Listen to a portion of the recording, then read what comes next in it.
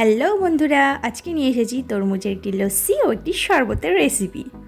রেশমির চ্যানেলে তোমাদেরকে স্বাগত জানাই। প্রথমে আমরা তরমুজের শরবতটা বানাবো।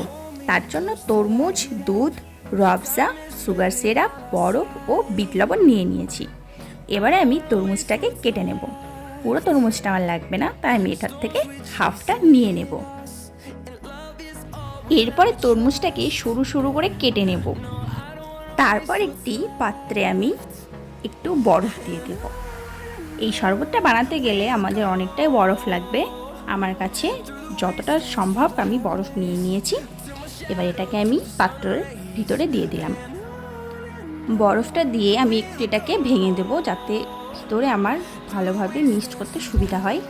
এরপরে আমি দুধটাকে ঢেলে দেব। এখানে আমি 1 লিটারের দুধ নিয়ে নিয়েছি, সেটার থেকে আমি অর্ধেকটা দিয়ে দেব।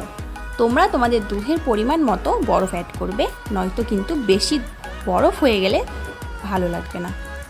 এরপর আমি হাফ বাটি সুগার সিরাপ দিয়ে দেব। এখানে চিনিটাকে আমি একটু গরম করে নিয়েছিলাম বলে আমার চিনির কালারটা লাল হয়ে গেছে। এবার 1 মুটকি রুয়াবজা দিয়ে নেব। রুয়াবজা বেশি দিলে কিন্তু একটা বাজে গন্ধ চলে আসবে, তাই এখানে 1 মুটকি দিয়ে দিয়েছি। এবার এই তরমুজটাকে সুন্দর করে কেটে আমি দুধের মধ্যে দিয়ে দেব। তোমরা চাইলে আমার মতো করেও কাটতে পারো, নয়তো নিজের মতো করে কেটে নিতে পারো। এই একই রকমভাবে আমি সব তরমুজটা কেটে এর মধ্যে দিয়ে দেব। এই তরমুজটা দেওয়া হয়ে গেলে এবার এটাকে আমি ভালো করে মিশিয়ে নেব।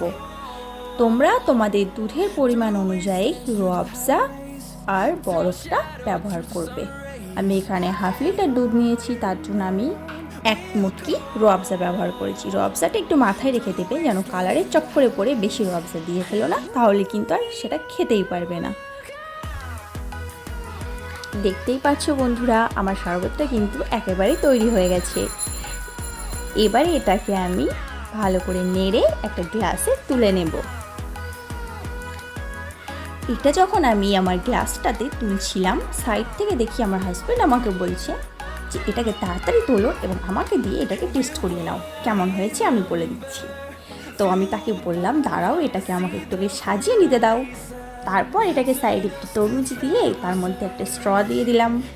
ব্যাস, হয়ে গেল আমাদের শরবতটা রেডি।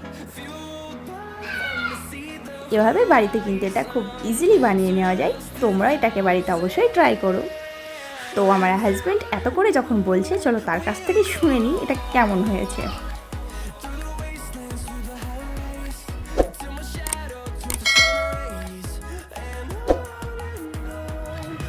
শরবতটা রেডি হয়ে যাওয়ার পর এবার আমরা বানাবো লস্যি।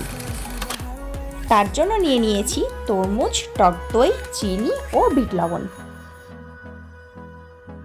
এখানে আমি 2 গ্লাস লস্যি করার মতো আমি তরমুজ নিয়ে নিয়েছি। এবারে এই তরমুজটাকে আমি কেটে নেব। তোমরা চাইলে আমার মতো করেও কাটতে পারো, তা নয়তো যেরকম তোমরা কাটো সেরকম করে কেটে নেবে। এরপরে আমি ভিতর থেকে সব বীজগুলোকে বার করে দেব। সব বীজগুলোকে বার করে নিয়ে এটাকে আমি একটি পাত্রে তুলে নেব। এবার এর মধ্যে আমি কিছু বরফ দিয়ে দেবো, যাতে মিক্সড করতে গিয়ে আমাদের মিক্সটা আরও বেশি সুন্দরভাবে হয়ে যায়। তারপর আমি এখানে টক দই দিয়ে দেব। টক দইটা আমার 500 ছিল, সেখানে আমি 300 মতো দইটা দিয়ে দিয়েছি। এবার আমি এখানে 2 চামচ চিনি ভিজিয়ে রেখেছিলাম, সেটাকে দিয়ে দিয়েছি। এবার এটাকে মিক্সারে দিয়ে ভালো করে মিক্সড করে নিতে হবে।